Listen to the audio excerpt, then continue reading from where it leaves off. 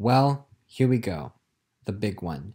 This is the big award of the night, Best Picture. Now, I have been predicting the Oscars for at least 8 years at this point, and I don't think I've ever been so nervous about Best Picture. Like, a lot of times you can tell what's going to win. I mean, even last year, we all like La La Land was the obvious pick, even though it turned out to be wrong. But this year, there is no obvious choice. It's down to two films that both make very good arguments for winning and very good arguments for why they couldn't win. And before I get into this, I just would like to point out most years at the Academy Awards, there's usually that one snub that makes everybody upset. Last year, it was Amy Adams for Arrival. In previous years, it's been Inception for Best Film Editing, or District 9 for Best Makeup, or The Dark Knight for Best Picture/Director. This year, there's no snub that really upset everybody, but the snub that upset me the most was one I knew was coming. But it still hurt, and that was Coco for Best Picture. Now, I'll admit, when I first went to see this film, I was hesitant into how much I was going to get into it because it's all about a culture that I myself don't know a whole lot about, or at least didn't before I saw it. And what's amazing about Pixar is that, of course, they've been able to get you to relate and get you on the same level with toys, or robots, or emotions, or fish. And with this film, the characters in Coco are humans. They're just a different culture than Western audiences are used to, and they do their darndest to portray it right to the point where you almost immediately forget you're watching a film entirely composed of Latino characters, and you just become focused on the film's story and gripping message. And it's definitely a contender for the darkest film Pixar's ever made. Certainly one of the most grounded. It feels real. The characters are all relatable. It is certainly undeniably beautiful. It is gorgeous to look at. The voice cast is undeniable. And I am not joking when I say I saw this film 4 months ago, and I've already seen it 5 additional times since then, and it is like legitimately in contention for one of my favorite films, period. So I don't entirely understand why it wasn't nominated for Best Picture. I mean, outside of just blatant anti-animation bias, and also maybe a tiny bit of Mexican bias thrown in there too, I feel it should have at least been considered for Best Original Screenplay or Best Production Design. Those categories, it could have very much been needed. Bad English, but you could have nominated it there. And Coco is my favorite film of the year. But once we get past that, my number 2 and my number 3 of the year are The Shape of Water and 3 Billboards Outside Ebbing, Missouri, which are essentially the two movies that are competing so headstrong for Best Picture. So it's tough. I love both of those movies. I love both of those movies really well. I would be satisfied with either one as a Best Picture winner. Both of them make a case. So I am just nagging at my brain trying to figure out which one of them is going to win, or even if it's going to be one of them. If it could be a different film altogether. Well, we have to start sometime. Let's take a look at the nominees for Best Picture.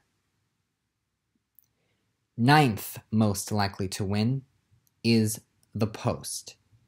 Now, this is funny, because when this movie first came out, it seemed like, and it still seems like, the most obvious, blatant Oscar bait you could possibly get. This is a film that was specifically engineered to win Academy Awards. Practically gift-wrapped for you to give it an Oscar. Directed by Steven Spielberg, starring Meryl Streep and Tom Hanks. With music by John Williams, telling a true story that is very, very timely to today. Like, we have all, according to me, so Steven Spielberg evidently rushed this out as fast as he could to get it ready to play at Oscar season.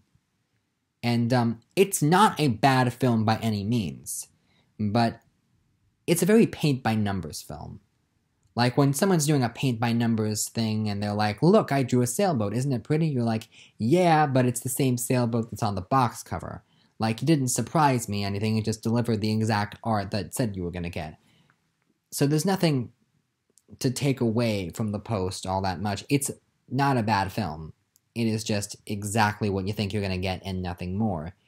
And I think for the Academy to give this Best Picture, it would have to be something more. People do like it, but it only received one other nomination, and that was a token Meryl Streep nomination. So, definitely a good film, but I highly, highly doubt it'll get enough votes to win Best Picture. 8th most likely to win is Darkest Hour. Okay, so this is an interesting film in the sense that how many people really like this film outside of Gary Oldman's performance? Well, evidently a lot, because it got the Best Picture nomination and that wasn't guaranteed. But it is interesting to me. When you look at this film, really all that this film is, in my eyes, is a vehicle to get Gary Oldman an Oscar. And it's not a bad film. It is done well. Joe Wright does a good job balancing everything out.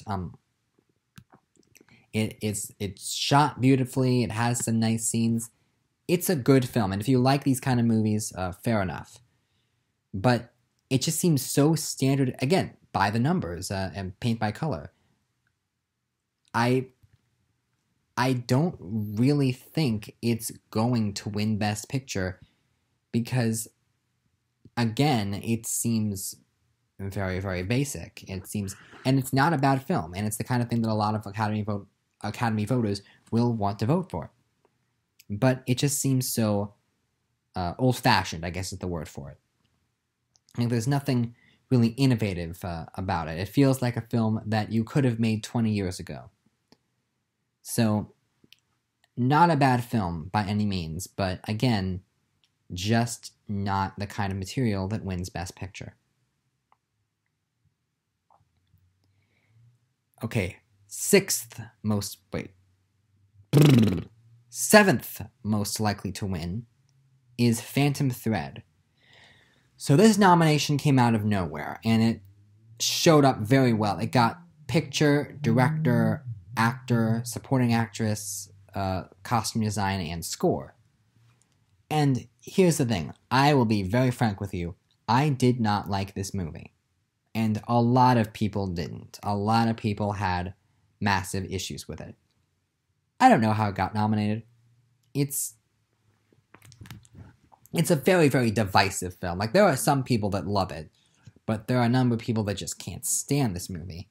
And one thing we've learned over the years is that no divisive movie can win Best Picture under the preferential ballot.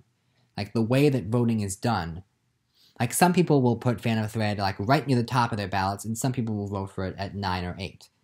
And, like, you can't win Best Picture like that. If a movie appears on the bottom of a lot of lists, it's not going to win Best Picture. And I know that it has the direct nomination and all that, but it just seems too divisive to actually be considered a formidable threat to win Best Picture. So, that's that. 6th most likely to win is Dunkirk. Now, when I did my year in advance predictions in March, I said that Dunkirk was going to win Best Picture. And to be fair, Dunkirk was like the only film I had in those predictions that ended up getting nominated for Best Picture. So I called that one early. But I don't know. I'm a big Christopher Nolan fan, but I could not get into Dunkirk very much. It's by all means, it is a beautifully made film. It's very well constructed in that the sets are beautiful and the production design, the visual effects, like it's immersive, the sound design, the score, it gets you right in the moment. And as far as the craftsmanship of filmmaking goes, you can't deny it's pretty impressive.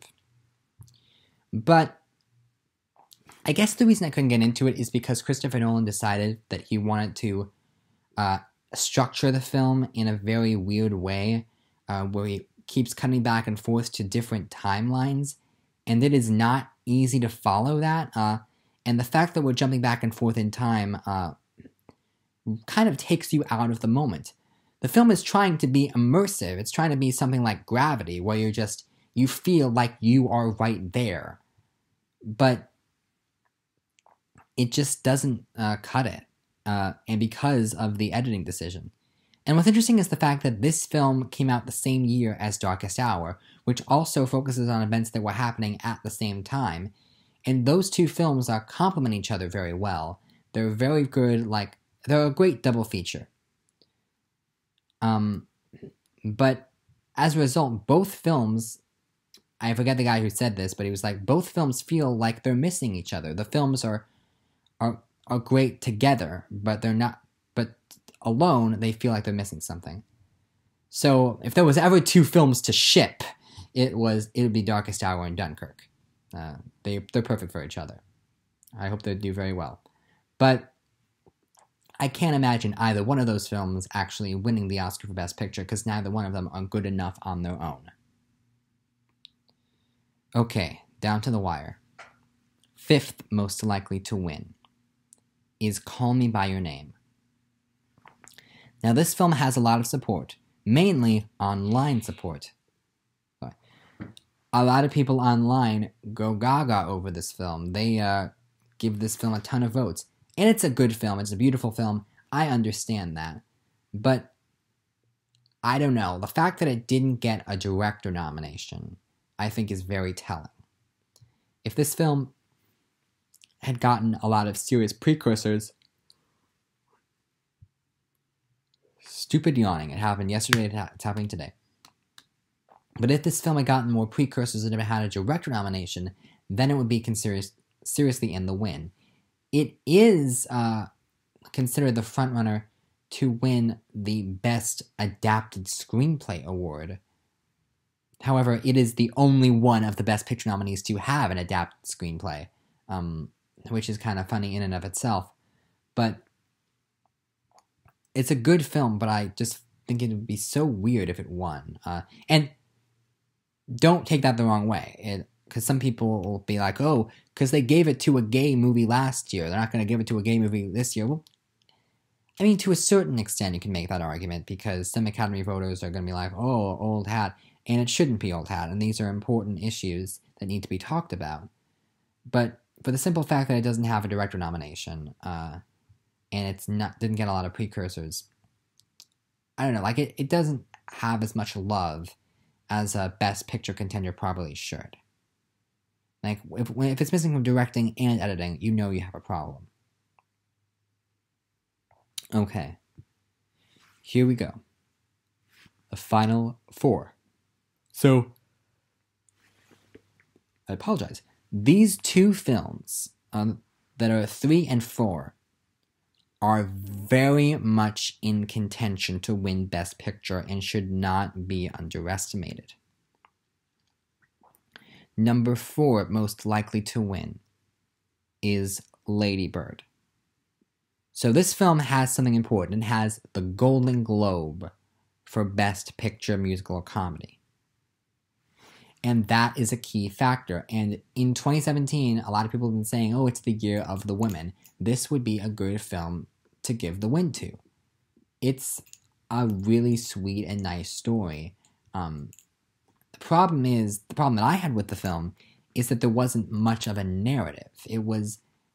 It's just sort of a slice of life movie. And it's well done, but I think it's a little bit overrated.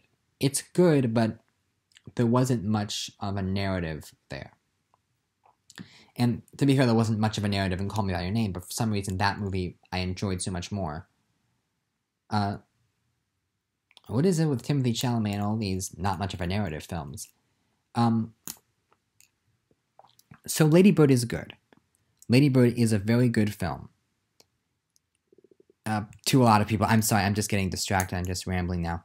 The reason why I don't think it's going to win Best Picture is because it hasn't won anything major, and of the films that feel like formidable upsets right now, like it's squarely between two films, and then number 3 feels like a real upset, but Lady Bird just feels like it's lost in the shuffle. And even when I first saw the film, it feels like a just happy to be nominated kind of movie.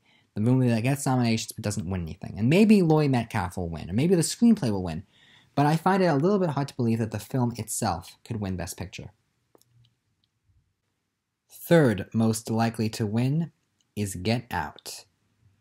Okay, so I would never have believed you if you had told me a year ago that this film was going to be a top contender to win the Oscar for Best Picture.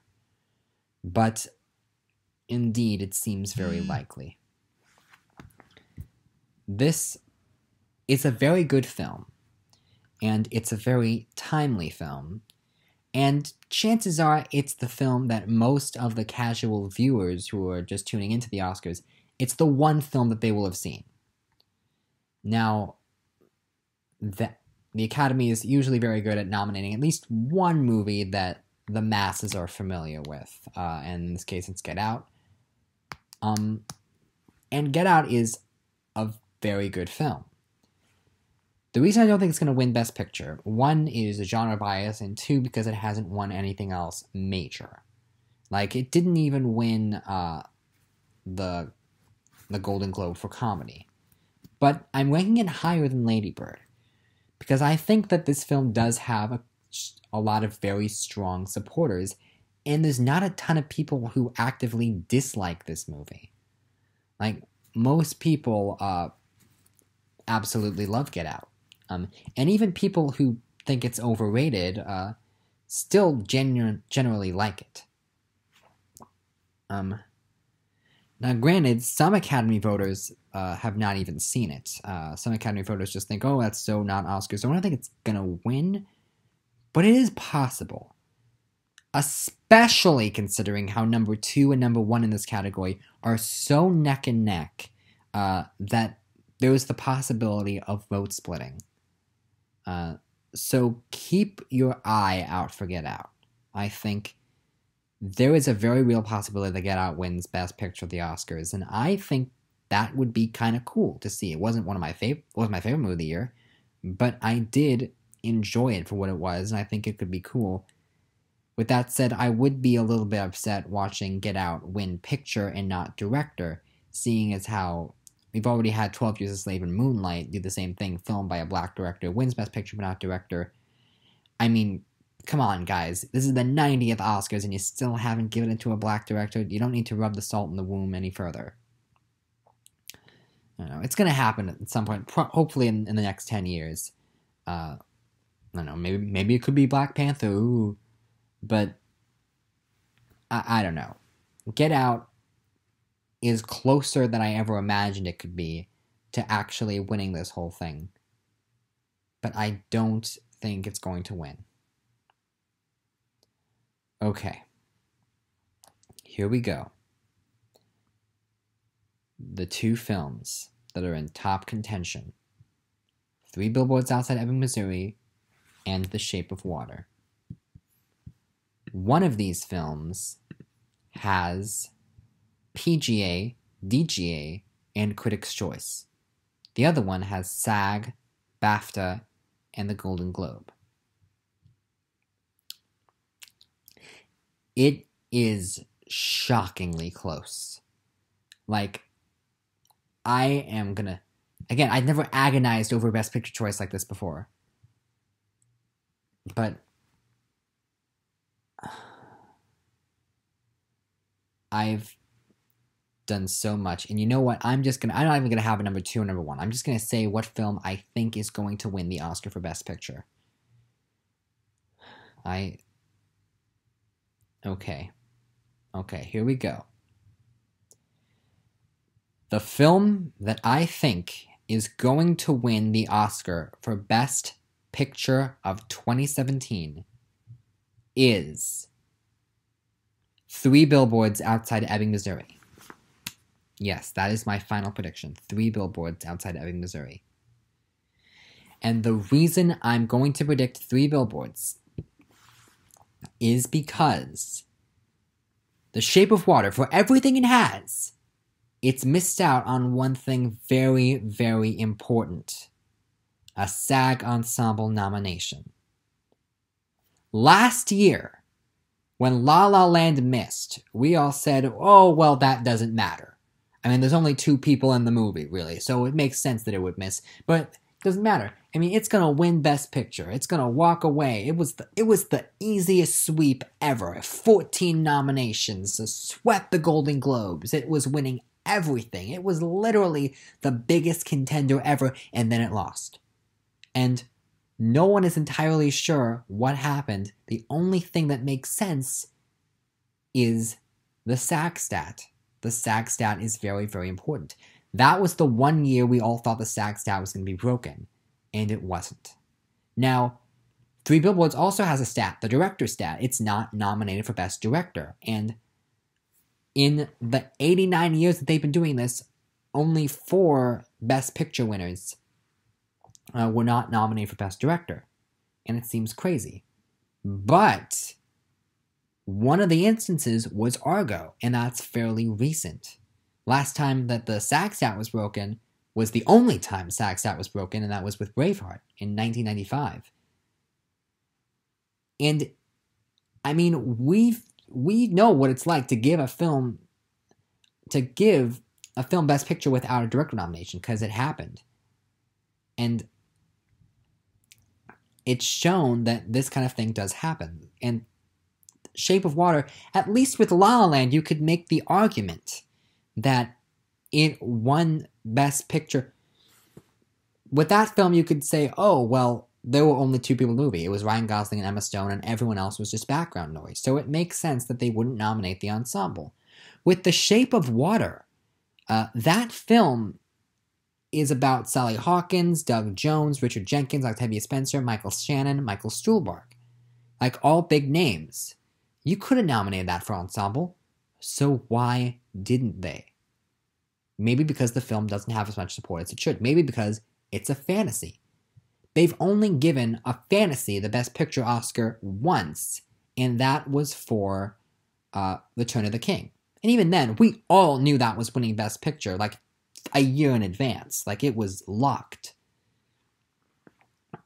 And the other thing to consider, too, is the fact that what other awards is this film going to win? So, Shape of Water, I'm predicting to win Director, Production Design, and Original Score. Three Billboards, I'm predicting to win Actress, Supporting Actor, and Original Screenplay. And I think it's still possible that Shape of Water could win. It's very possible. It's like a 49-51 split. And to be perfectly honest, I think I would actually be happier to see Shape of Water win over Three Billboards. Because I think the film might be slightly better, and honestly, I think it'd be really cool for the Academy to branch out and give Best Picture to a fantasy, which again, they've only done once before with Return of the King. Unless maybe you want to argue Birdman, depending on how you want to see the ending, but for the most part, films that win the Oscar for Best Picture are grounded in reality. And this is what makes Three Billboards work. It is grounded in reality. It's a black comedy, but it's very, very real, and it's about real life. The Shape of Water is a fairy tale. It's a beautiful fairy tale, but it's a fairy tale nonetheless. And I would love to see it win, because it would be branching out. It's like, wow, we're rewarding something different. And again, I love both of these movies. But gun to my head, if you said, what's going to win Best Picture, I have to say Three Billboards. It just feels weird. And if you look at the previous Academy stats with films like Gravity, or Life of Pi, not even Life of Pi, La La Land, movies that swept the nominations, people said, oh, that's your Best Picture winner right there, and then it didn't win. Like with The Revenant, people thought that would win, and I just I just couldn't imagine it. I mean, some Academy voters are still going to look at this and go, oh, that's the movie where the woman has sex with a fish. I mean, some people still aren't going to take this movie seriously. 3 Billboards, people take that movie seriously. And it is a great film. And I feel they're both great movies. 3 Billboards is the safe choice. Predicting 3 Billboards is voting with my head. Predicting Shape of Water is voting with my heart. And I will admit, if Shape of Water wins, I will be happy to be wrong. But as it stands, my official prediction for Best Picture is 3 Billboards Outside Ebbing, Missouri. That is my prediction. Thank you very much for watching. Tune in on Monday, and I should have a video recapping the Oscars, talking about what I did right and what I did wrong. And then after that, I think I'm probably going to make one big video talking about advanced predictions for next year, but let's not get worrying about that now. Enjoy the Oscars.